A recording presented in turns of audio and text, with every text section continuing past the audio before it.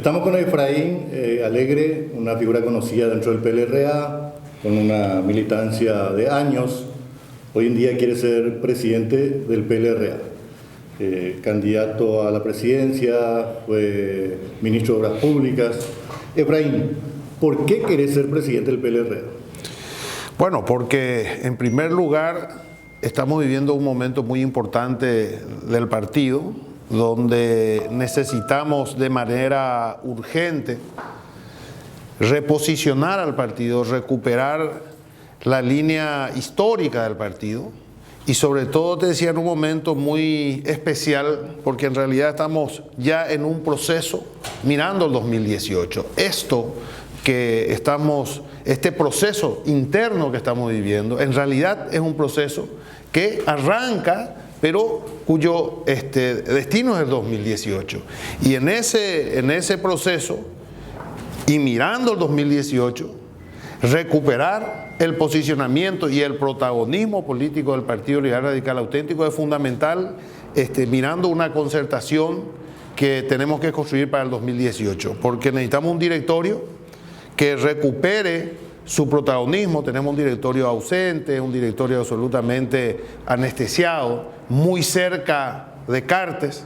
Yo digo que cuando más cerca de Cartes estamos más lejos de la gente. Cuando más lejos de Cartes estamos más cerca del pueblo. Entonces, en primer lugar, una línea opositora que marque la agenda política del partido y de la oposición, no la agenda política de Cartes, que haga una oposición firme a Cartes, es lo que necesitamos hoy en el directorio. Por eso me candidato y porque a partir de ahí tenemos la tarea de la construcción de una propuesta que nos aglutine a todos los sectores que apostamos al cambio. Yo creo que hay 8 candidatos, por ahí sí. 2 o 3 con posibilidad de ganar, los otros son testimoniales y según escucho casi todos dicen lo mismo, lejos de Cartes.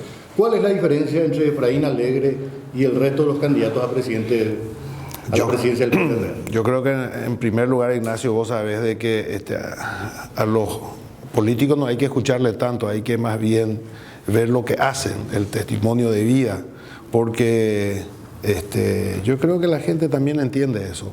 Cuando decimos nosotros que el partido tiene una posición, estamos a días nada más de la elección de mesa directiva. Y fíjate la gran contradicción, el Senado tiene mayoría de oposición, sin embargo, con Cartes se quiere negociar. ¿Qué será que tiene Cartes que tanto le entusiasma a la gente? Porque si uno suma todos los votos de los sectores de la oposición, somos amplia mayoría, y si le sumamos la disidencia, casi tenemos 2/3. Hablas del caso Tapemara como ejemplo. Bueno, puede ser también, claro. Y bueno, entonces, imagínate vos que es un tema que realmente tenemos que trabajarlo, pero bueno, más allá de lo que cada candidato diga, yo creo que la gente va sacando su opinión en base precisamente a la conducta y a los compromisos de los distintos candidatos. Hablemos de algunos temas. ¿Cuál va a ser la postura del PLRA, por ejemplo, con relación al tema de la aplicación del impuesto a algunos productos como la soja, por ejemplo, que hay mucha discusión, que hay que cargar más, algunos dicen que no? ¿Cuál va a ser la postura? Bueno, yo creo, y te digo, Ignacio, nosotros estamos viviendo en el Paraguay una situación sumamente preocupante, que yo no he visto y hace años que recorro, que hablo con la gente, ¿no?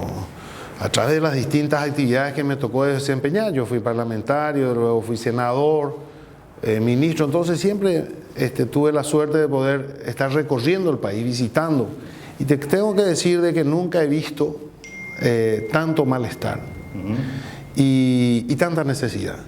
Y es preocupante porque hay un nivel de malestar ciudadano que puede generar posiciones radicales, y tenemos que entender que el Paraguay necesita una política de mayor inversión a los sectores sociales. Tenemos un problema grave en el campo,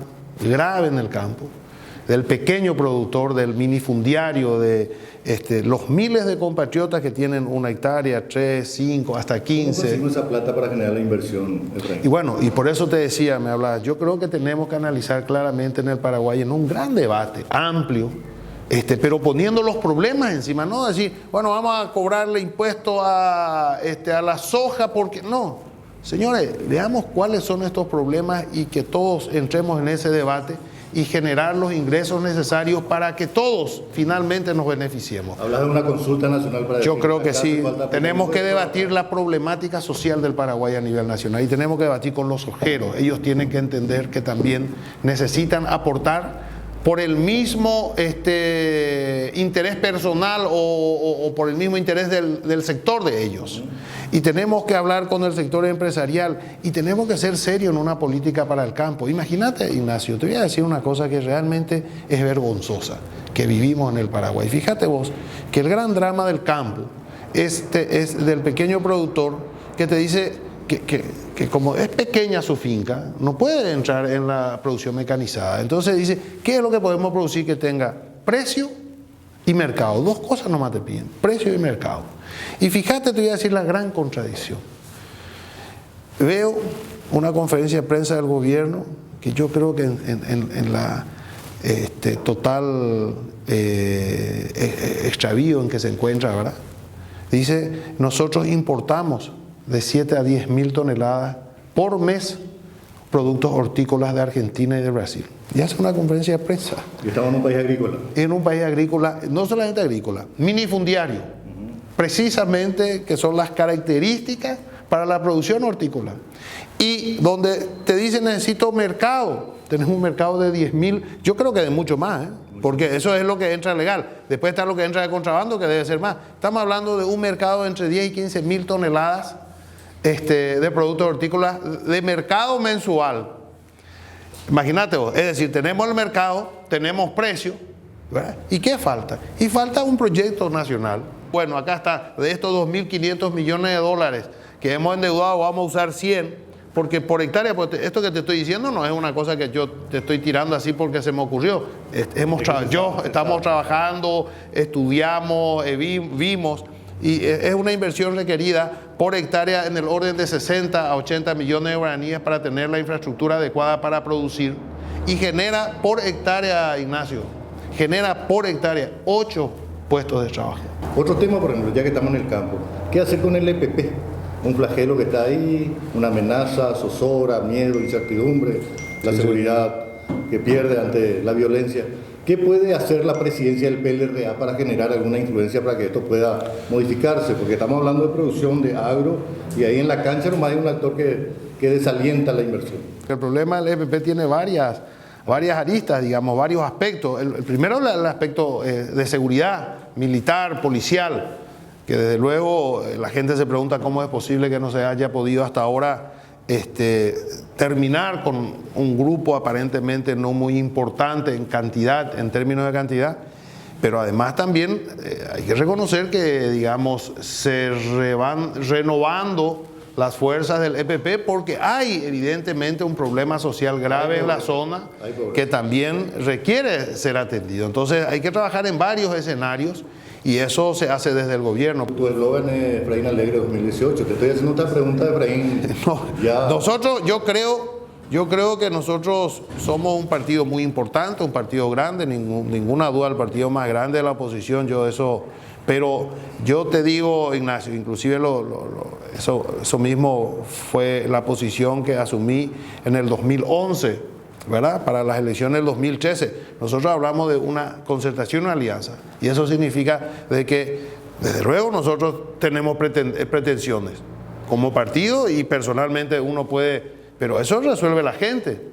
El candidato no es el que quiera ser candidato, es el candidato. El candidato es aquel que la gente quiere que sea candidato. Entonces, una alianza sobre la figura que nos pueda conducir a la victoria. Y eso lo tenemos que debatir ampliamente. Esa alianza, Efraín, en medio de una discusión ideológica que parecería que se quiere insertar también en Paraguay casi tardíamente. Porque hay los liberales, los socialistas, que son las fuerzas opositoras hoy en día. Porque bueno, yo creo que alguna gente dice, bueno, pero resulta que la alianza la vez pasada no funcionó.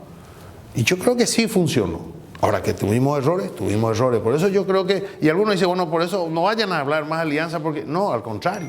Yo creo que ahora podemos construir con mucho más autoridad y con mucho más conocimiento, ¿verdad?, de lo que hay que hacer, porque tenemos la experiencia y se aprende más de los errores muchas veces que de los aciertos. Y yo creo que la alianza fue un acierto en varios aspectos.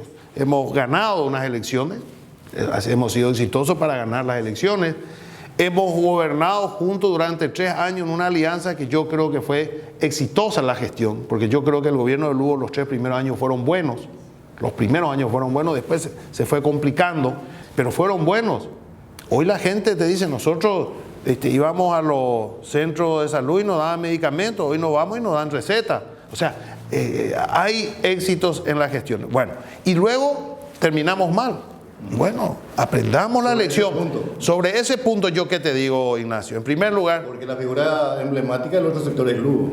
Correcto. Y toda vos siendo ministro de Obras. ¿Cómo conciliamos eso? Pero mira, yo te cuento, a mí él me sacó del Ministerio de Obras sin que yo me haya peleado nunca con Lugo. Yo nunca me peleé con Lugo. Y yo te cuento que cuando se inició el proceso, que se fue politizando más, se hablaba de la reelección, yo tenía claro de que digamos, mis días en el ministerio estaban contados, pero como lo más natural y lógico que el presidente pueda disponer de ese ministerio, porque él es el presidente y bueno, si es que el caso concreto de la reelección no acompañaba, posiblemente él, no es que posiblemente, yo le decía, cuando nos reunimos con varios de ellos, le decía, es natural que me cambie, es lógico. Pasamos a otro tema, Efraín, el tema del juicio político al ministro de la Corte. Hace rato está en agenda, pero no se toma una decisión. ¿Cuál sería la decisión de la nueva conducción del PLRA en caso que llegue a la presidencia para que se defina sí o no, pero que no se mantenga esta incertidumbre? Yo creo que estos temas no hay que tratarlos como temas aislados. Yo creo que el tema de los ministros de la Corte se ha ido en un proceso de debilitamiento por perder precisamente la legitimidad. Se ha constituido en un elemento de cártel de posicionamiento y control del Poder Judicial. Entonces, yo creo que el partido más que nunca necesita bajar un posicionamiento. Podemos hablar del Poder Judicial, de la reforma de los ministros que se tienen que ir, pero no, y los ministros que se van tienen que ser los ministros que Cartes quiere. Tenemos que hablar de una reforma auténticamente, de una auténtica reforma judicial. Esto no es reforma judicial, estos son parches. Y se miente descaradamente, y se habla de que la reforma no se puede hacer porque hay que reformar la Constitución, y no es cierto. Se puede. Pero por supuesto, esa es la mentira del fracaso de los políticos, de los que hacemos política. Esa es la mentira, la hipocresía, porque ha fracasado el Poder Judicial. No tenemos un Poder Judicial independiente. Entonces, ¿qué dicen los responsables de este Poder Judicial? Bueno, la culpa tiene la Constitución. Mentira. Descarada mentira. La Constitución habilita perfectamente de que los magistrados sean electos mediante un concurso, por méritos y no por recomendación de los caciques políticos. Lo que pasa es que los políticos no quieren. Bajo tu presidencia, en caso que ganes, ¿el PLRA va a ser centro, va a ser centro izquierda, va a ser centro derecha? ¿Cuál sería el manejo? Yo creo que el Partido Liberal va a ser, el Partido Liberal ha sido siempre de centro y con una fuerte presencia de social. Ese es el Partido Liberal, una tendencia más a la izquierda que a la derecha, históricamente. Y es lo que hoy más que nunca debe tener el Partido Liberal. En el centro, pero con una clara responsabilidad social, porque el Paraguay de hoy es un Paraguay donde el principal problema es precisamente la atención de varios sectores sociales que requieren urgente políticas que los incorpore a la sociedad, que los incorpore en el trabajo, que los incorpore en la educación, que los incorpore en la salud. Esa es la tarea principal que tenemos. Entonces, yo veo un Partido Liberal Radical Auténtico trabajando fuertemente con los sectores sociales, con los actores sociales, con el campo, por supuesto, siempre con los sectores de la producción, en lo más amplio, de lo más amplio.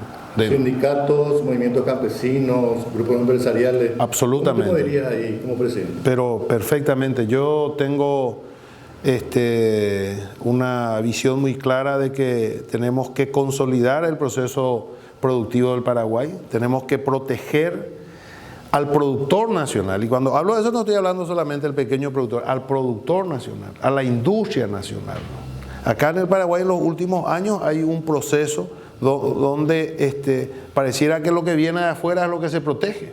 hablaba de algunas industrias, de algunos laboratorios que me decían, tenemos persecución. ¿Por qué? Porque se le protege a los importadores, son mucho más protegidos por el gobierno que nosotros, que estamos generando empleo, que estamos generando trabajo y que estamos acá en el Paraguay invirtiendo nuestros recursos. Paraguay necesita, en primer lugar, es lo que nos dicen los empresarios de la construcción.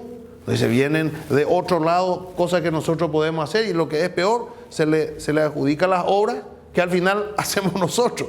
Nos subcontratan y terminamos nosotros haciendo las obras.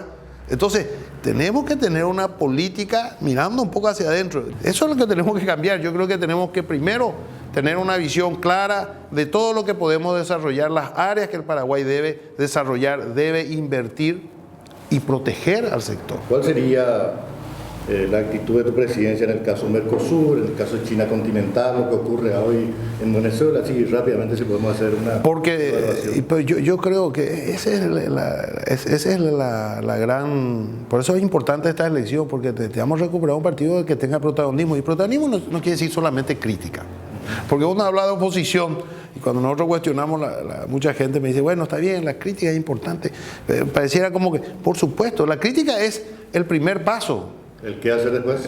Pero lo importante es un partido con idea, un partido que tenga capacidad de hacer la crítica y generar la propuesta. Entonces, cuando decimos no hay protección a la producción nacional, decimos, y bueno, y se puede proteger de esta manera y plantear. Yo creo que nosotros vamos a hacerlo, vamos a armar un equipo, tenemos un equipo que hemos trabajado ya antes, y ahora estamos trabajando y vamos a incorporar de tal manera que seamos serios, que la gente vea, no el esquema tradicional, o que la liberal, o que la colorado, o como ahora en la interna, o que la de contrario. La gente está cansada del buiroreí. Yo traigo una cosita última. ¿Cuándo asumís si ganás la presidencia del PLRA? Y tenemos que asumir inmediatamente. A mí me hubiera gustado asumir hace un mes. Empezaste diciendo y cuestionando los votos de los liberales dentro del Congreso. ¿Qué harías? Y lo que hace falta hoy, que el directorio se reúna y diga, señores, el mandato de la convención es hacer oposición. ¿Con quién tenemos que acordar? Y con nuestros aliados de la oposición. ¿Verdad? No, acá se busca la negociación con Cartes. Cartes es la estrella de la negociación. Todo el mundo quiere negociar con Cartes. Y Cartes no es nuestro aliado. A Cartes nosotros tenemos que ganarle en el 2018. Es absolutamente contradictorio. Entonces, a mí me hubiera gustado, te digo sinceramente, ser presidente hace 2 meses, porque el partido, estamos viviendo momentos así muy, y necesitamos bajar la línea en el directorio, de tal manera que todos nuestros representantes liberales tengan una posición. Y el que no está en esa posición no está en el partido. No hay otra forma. Según las encuestas, yo leí, hay 3 ganadores. Te regalo acá. ¿Cuál es la encuesta que va a ganar? ¿Quién gana las internas liberales? Nosotros vamos a ganar. La única, bueno, hay muchas encuestas de las que se publican. Hay muchos que hicieron encuestas y que guardan, porque los resultados no les favorecen. Nosotros publicamos porque nos favorece. Pero las únicas encuestas que se hicieron, todas las encuestas nos dan ganador claramente. Si gana Efraín Alegre, ¿va a haber unidad en el PLRA? Por supuesto, el 26 vamos a empezar a trabajar por la unidad del partido. No, tenemos que cambiar, ese es el daño. En el partido se ha instalado en los últimos años, lo importante es el movimiento. Si vos no sos del movimiento, amigo, persecución total. No, tenemos que recuperar la institucionalidad. Vamos a unir, nosotros desde el 26 necesitamos unir al partido. No tenemos autoridad para hablar de una concertación si nos unimos al partido. Vamos a unir al partido porque tenemos que construir una concertación que nos lleve al poder en el 2018. Estuvimos con Efraín Alegre, candidato a la presidencia del PLR. Gracias, Efraín. Muchas gracias. Esto es para la web de Ñandutí, ¿verdad? Bien, espectacular. Gracias.